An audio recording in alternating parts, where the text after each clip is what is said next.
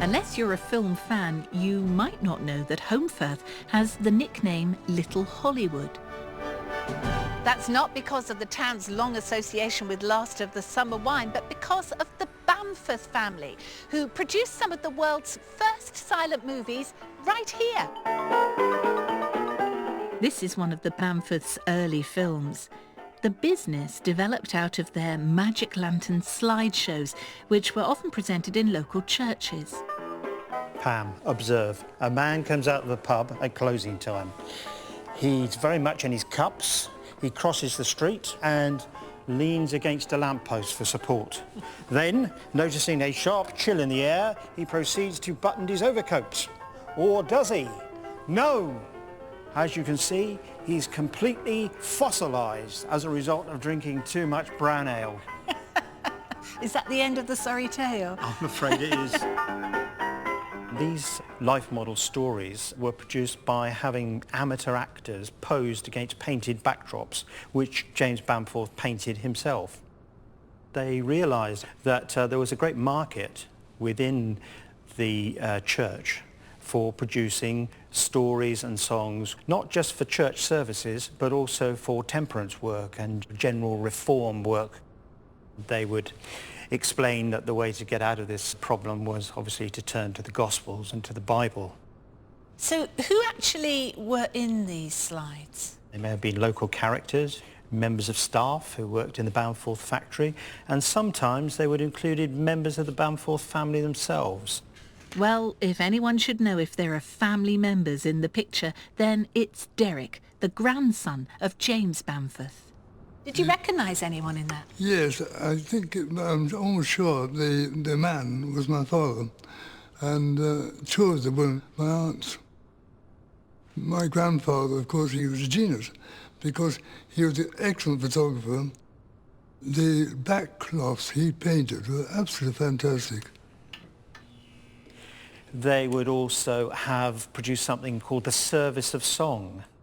Quite a long moral story, but interspersed with improving hymns. So you get the first part of the story, then you get a little hymn, then you get the second part of the story, and you get another little hymn, and then you get the final part of the story. Complete evening's entertainment. I think it would have been terrific. They would see the words of the hymns up on the screen, beautiful full colour. I think it would be inspirational and uplifting.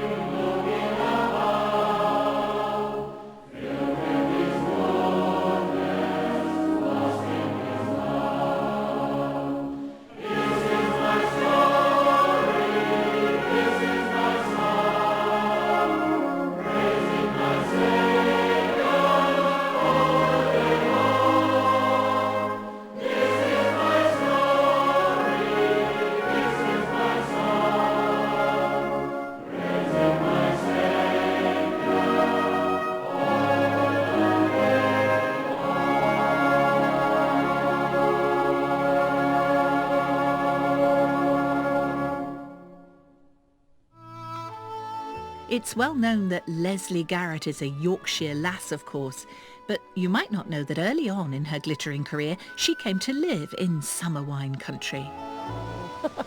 Happy, happy days. It was actually 28 years ago, and I was making my debut with a young opera company called Opera North, and I was singing Susanna in The Marriage of Figaro, and a gang of us from the cast all decided to come and live here in Holmfirth, and we rented a flat and had the most wonderful time. So when Last of the Summer Wine started, did it feel strangely familiar to you? It felt incredibly familiar to me because all the characters that are in Last of the Summer Wine are people I know so well. They're local people and they're so true.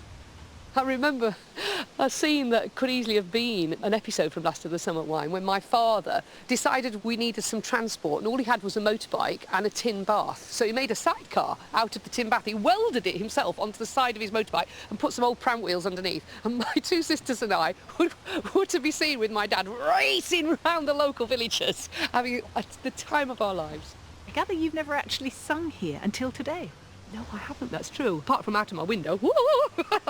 But I am going to sing here today in this beautiful church. I'm going to sing a song that means a great deal to me. I'm going to sing Goin Home, based on a tune from Anton Dvorak's New World Symphony, and it's a quintessentially Yorkshire song, somehow. But it's special to me because I sang this song in the Albert Hall 2 days after my mum had a very serious heart attack. And I got as far as the line, "Mother's there expecting me, father's waiting too," and I broke down and I couldn't sing anymore.